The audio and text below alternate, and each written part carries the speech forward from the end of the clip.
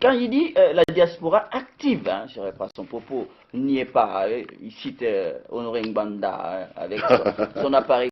Ça vous fait sourire, hein, monsieur le ministre. Mais puisque nous n'avons interdit à personne de venir, il y en a même à qui on a envoyé des billets et qui ont organisé des points de presse en Belgique pour ridiculiser notre gouvernement.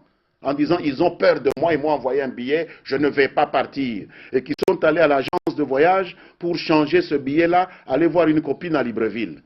Vous croyez que ces gens-là sont vraiment recommandables à notre peuple? Vous croyez que ce pays a besoin de gens comme ça? Non, monsieur, nous avons des intellectuels qui sont venus de la diaspora, des gens qui ont des choses à nous apporter. Nous avons des inventeurs, nous avons des penseurs, des juristes, des éminents économistes qui sont avec nous au Palais du Peuple. Nous sommes très fiers de ces gens-là. Si le député entend par diaspora, comment vous avez dit encore? Active. Hein? Diaspora active, Ouais. des voyous qui frappent des gens, qui frappent des musiciens, qui agressent des artistes, qui frappent des hommes politiques en Belgique, alors le pays n'a pas besoin de ces gens-là. Je le dis de manière très claire. On n'a pas besoin de ces gens-là. Des voyous, on en a assez ici. Nous sommes en train d'en rééduquer. Et donc, nous n'avons pas besoin qu'on nous amène ici des gros bras qui viennent en fait rendre beaucoup plus criminelle notre vision de la politique. Nous avons des gens valables qui représentent l'intelligentsia nationale dans la diaspora et nous travaillons avec eux et nous sommes très heureux de les avoir ici. Monsieur le ministre, je voudrais vous amener à donner toute la clarification autour de toutes ces questions qui troublent finalement les esprits des Congolais. Qu'en est-il de la prise des paroles aux concertations nationales? Est-ce qu'ils sont les délégués des différentes parties pourvus d'immunité? Parce que Kankou... Il n'y a pas d'immunité comme telle. Kankou dit qu'il n'y a pas d'immunité. Les immunités sont légales. Qu'ils lisent la Constitution. Je crois qu'il y a des gens qui sont brouillés un peu avec le droit. Les immunités, il n'y a qu'une loi qui peut accorder les immunités. Alors, à quel niveau on allait donner des immunités? Le groupe de contact? Moi, j'étais membre du groupe de contact. Mais nous n'avions pas le pouvoir d'accorder des immunités. Les parlementaires ont l'immunité parce que la loi la leur donne.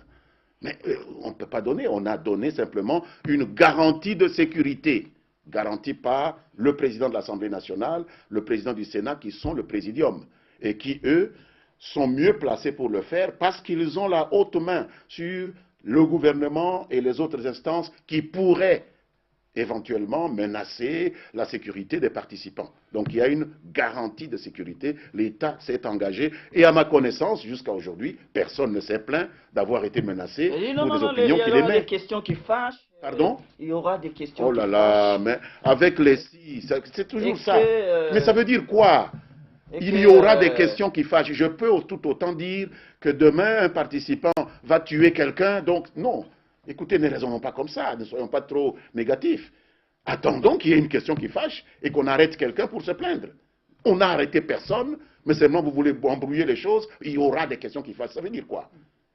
Toutes les questions peuvent fâcher, puisque le président de l'ordonnance a dit, les gens parlent librement de tout, il n'y a pas de sujet tabou. Mais alors, on a encore parlé de rien, vous commencez à vous agiter, ah, on va parler de tout et on va faire ceci, cela. Mais avec cette technique-là, mais le Congo peut devenir aujourd'hui réduit en l'état d'une aiguille. Si je veux que le Congo devienne cette montre, s'il suffit de le penser pour qu'il le devienne, ça peut devenir une aiguille ou une montre.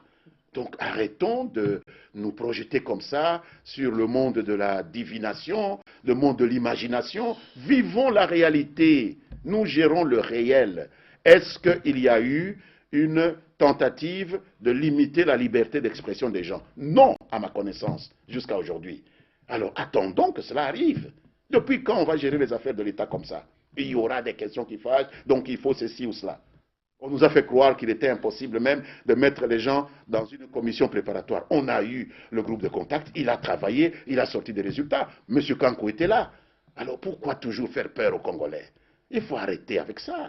Aucun pays ne peut se développer dans la peur. Et nous, les leaders qui sommes là pour conduire notre peuple vers des lendemains meilleurs, nous sommes les premiers à essayer de cultiver la peur parmi nos concitoyens. Il n'y aura pas de questions qui amèneront le gouvernement ou toute autre autorité à empêcher un participant aux concertations à exprimer son point de vue.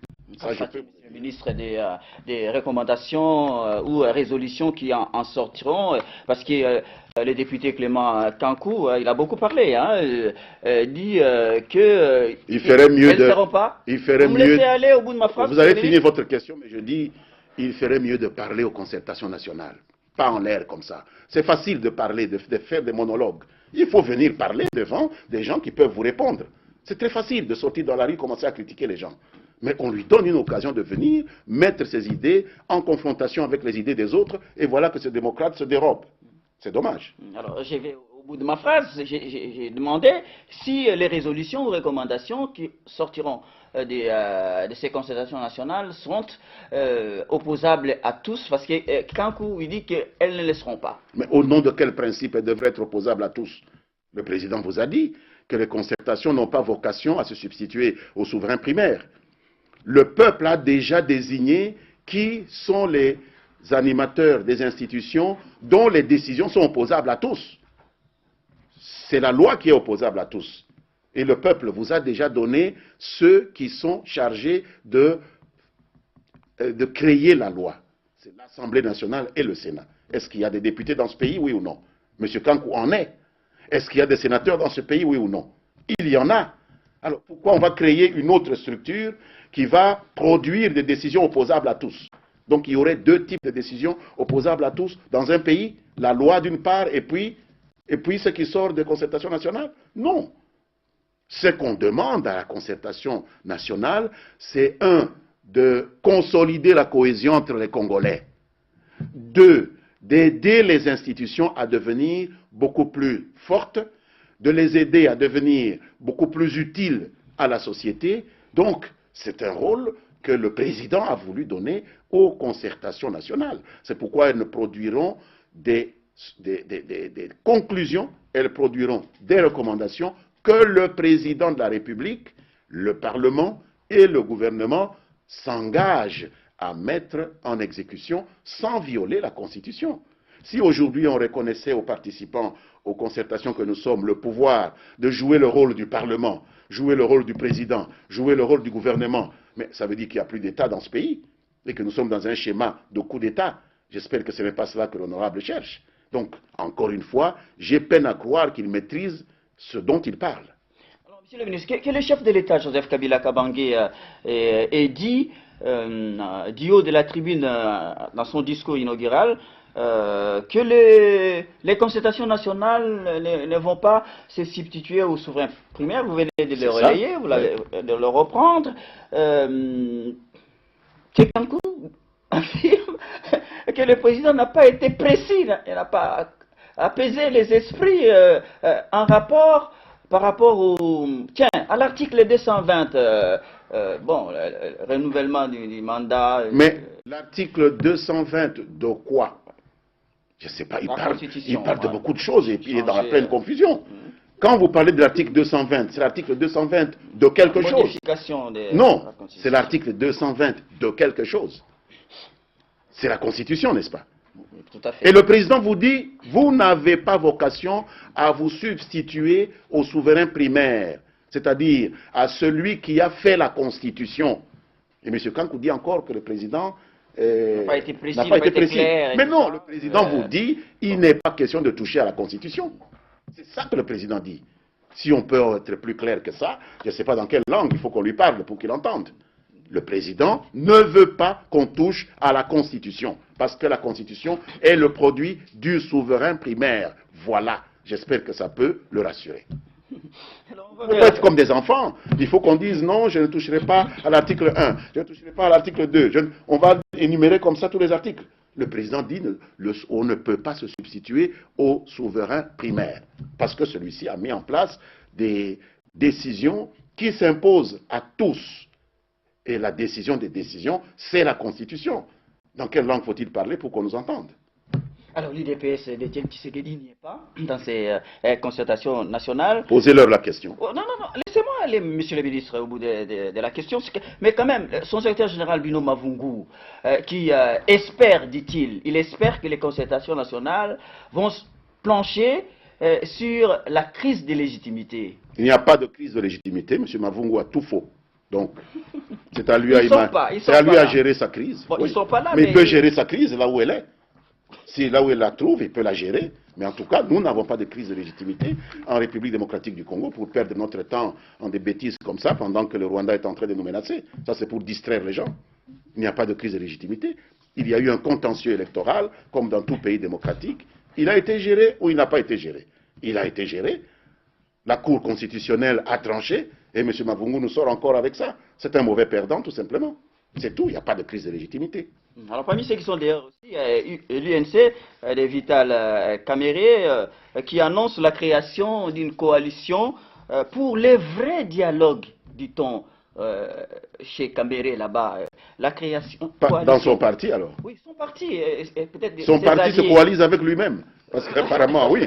D'abord, Tshisekedi ne lui reconnaît pas la qualité d'opposant. Je sais que Tshisekedi ne lui reconnaît pas la qualité d'opposant. Non, mais excusez-moi. Vous avez parlé de coalition. Je voudrais qu'on me définisse. Comment on peut faire une coalition avec soi-même? Vous êtes seul dans votre maison, vous faites la coalition avec qui? L'UNC fait la coalition avec qui? L'UDPS qui a boycotté aussi ne lui reconnaît pas la qualité d'opposant. Les autres sont aux concertations. Il fait une coalition avec qui? Il doit avoir le courage de dire, moi, UNC, je conteste les concertations. Donc, Kamerhe ne peut pas avoir un argumentaire à lui seul à faire valoir. Non, mais il faut parler de coalition.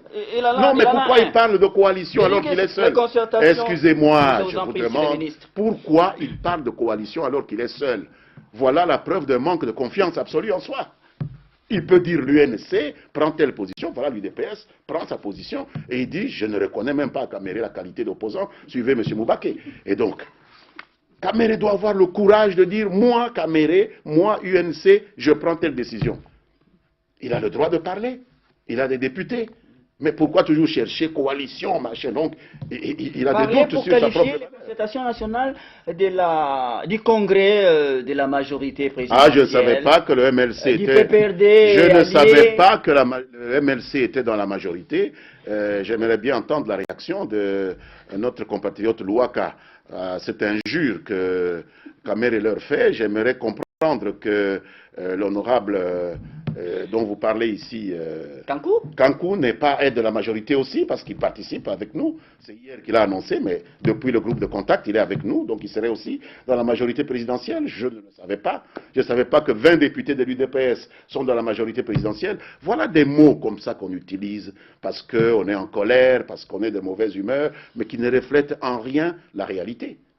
Nouvelle terminée, Monsieur le ministre, votre mot de conclusion. Je crois que je suis assez satisfait de la réponse que les Congolais de tous bords ont réservée à l'appel lancé par leur président, le président de la République.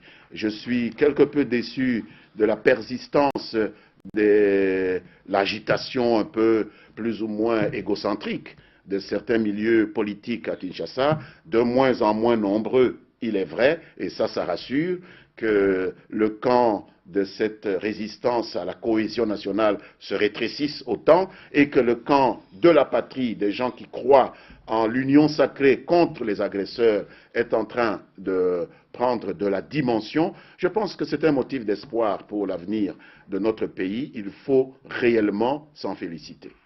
Voilà, lui c'est Lambert Mende Omalanga, porte-parole du gouvernement. Moi, c'est Simplice Divine Kalunga Wakalunga Kasungu. Merci de nous avoir regardés depuis le début de cette émission. Merci également à toute l'équipe technique qui m'a aidé à préparer, à réaliser cette édition des Nouvelles Donnes qui se termine. À tous et à chacun, excellente suite des programmes sur notre antenne et bonsoir.